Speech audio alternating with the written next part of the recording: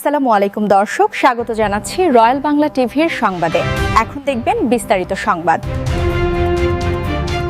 ত্রয়োদশ জাতীয় সংসদের সংরক্ষিত নারী আসনে দলীয়ভাবে ৩৬ জন প্রার্থী মনোনীত করেছে বাংলাদেশ জাতীয়তাবাদী দল বিএনপি। এই তালিকায় ঢাকা জেলা বিএনপির সাধারণ সম্পাদক নিপুণ রায় চৌধুরীর নাম অন্তর্ভুক্ত হওয়ায় তাকে ফুলেল শুভেচ্ছা ও অভিনন্দন জানিয়েছেন কোন্ডা ইউনিয়ন পরিষদের চেয়ারম্যান পদপ্রার্থী মোহাম্মদ জহিরুল ইসলাম জনি। এছাড়াও তিনি আসন্ন ইউনিয়ন পরিষদ নির্বাচনকে কেন্দ্র করে ব্যাপক প্রচারণা চালিয়ে যাচ্ছেন। বিস্তারিত তুলে ধরেন সাংবাদিক শেখ আলী আব্বাস ও হাজি মাসুদ। কোন্ডা ইউনিয়নের ৮ নম্বর ওয়ার্ড, এই যে জনি প্রার্থী, জনি সাহেবের উন্নয়নমূলক কিছু কথা বলেন তো মাসুদ ভাই। এই যে মসজিদ মাদ্রাসায় বিভিন্ন জায়গায় দান করে, এমনি সত্য মানুষ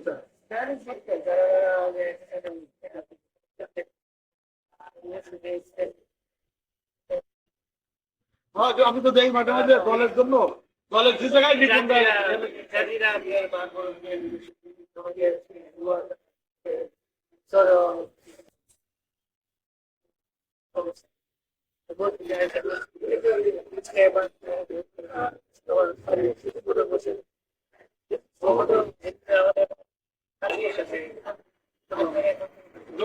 কোন পদে আছে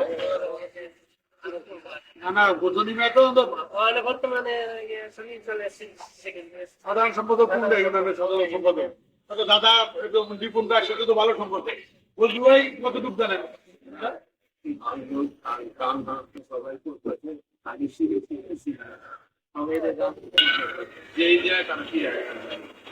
দর্শক, কুন্ডা ইউনিয়নের দর্শক সকলেই সবসময় শুনতেছি জাতীয় শ্রমিক দলের জনি সেক্রেটারি এবং জনি প্রার্থী এবং দলের জন্য, সকলের জন্য, গরিবের মানুষের জন্য পাশে দাঁড়ায়, সবসময় দানশীল, দান করে এবং ঈদগাহ, গোরস্থান, আপনার মসজিদ মাদ্রাসায় সব জায়গায় গরিব মানুষের পাশে দাঁড়ায় সবসময়।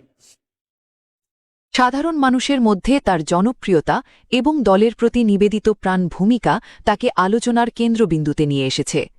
জনি জানান, জনগণের সেবা করাই তার মূল লক্ষ্য এবং একটি আধুনিক ও সন্ত্রাসমুক্ত কোন্ডা ইউনিয়ন গড়তে তিনি বদ্ধপরিকর।